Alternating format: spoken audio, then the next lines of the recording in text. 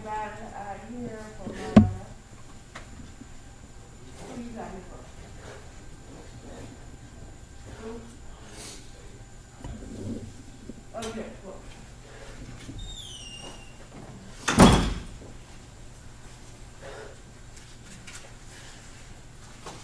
The bond court will come to order.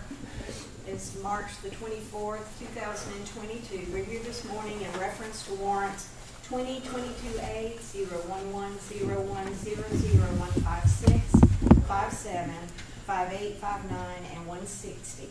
Justin Lafayette Minor. Mr. Minor, you've been charged by the state and county of Abbeville with 3 counts of owner of dangerous animal that attacks a human. You're also being charged with a violation of the rabies control chapter of our South Carolina law. And lastly, permitting a dangerous animal beyond your premises unrestrained. These charges are going up to General Sessions Court. They are misdemeanor offenses. The 3 charges of penalty of the dangerous animal attacking a human carries up to a $5,000 fine or 3 years in jail. The misdemeanor rabies violation is $500 plus assessments or a 30-day jail time. And the unrestrained is in the statute about the dangerous animal that attacks a human, which, as I mentioned, is $5,000 fine plus assessments or up to 3 years in jail. Okay?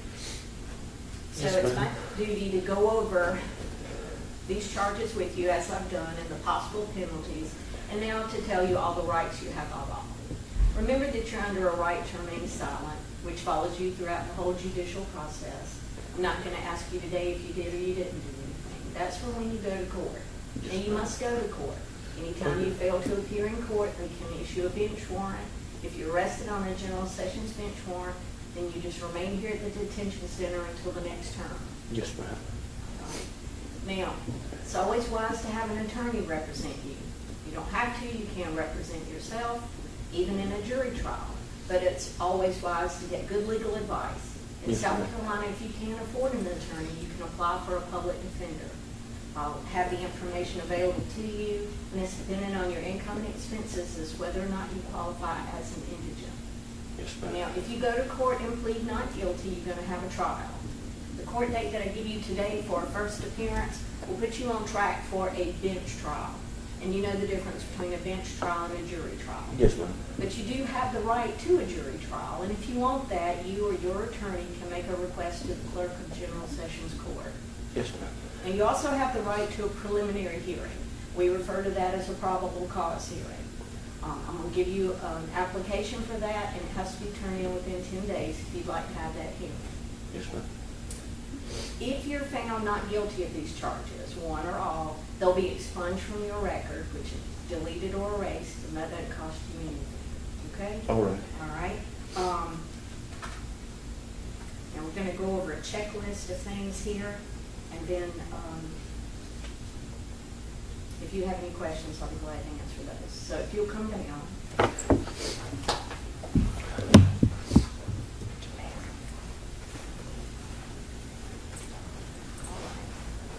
Here, number 2, it says that I've told you you must appear in court or they'll issue a bench warrant for you.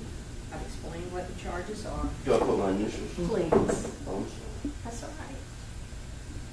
All right. Initials by number 3 says that I've told you that you have the right to a preliminary hearing, and I'll be giving you that form. If you'll initial by number 4, it says that I've told you you have the right to a jury trial. Number 5, what your charges are and how it's wise to talk to an attorney, and if you can't afford one, you can apply for the public defender. Now right here, I have not yet been over with you, but as a condition of the restrictions involved with these charges, you're not having contact with the alleged victim. Okay? All right. And then if you'll sign right here that I went over the form with you. Any questions about any of these rights? Okay. Mr. Minor, this is the first appearance form that's mandatory that you appear May the 6th at 10 a.m. downtown Abbeville. If you'll sign here, the form goes on to remind you that you must be there or an inch warrant will be issued. And then it's always wise to talk to an attorney. I have to tell you that several times. Okay? This form I'm going to put in your stack is the application or request for a preliminary hearing. It has to be turned in within 10 days. This is the special conditions of no contact with Ms. Walton or her family.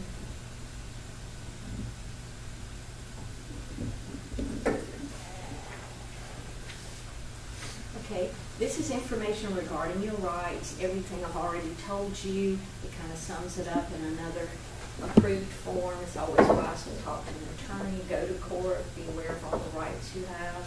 Oh, yeah, oh, yeah. Now, do you think you would like to apply for a public defender? I already got a public defender. Okay, I mean, I was supposed to go see her yesterday, okay, and then they called me down here, so I just Okay. turned myself in. But I Okay. have already. thank you. If you'll sign there and just put I do, won't be a public defender, even though you've already taken care of that.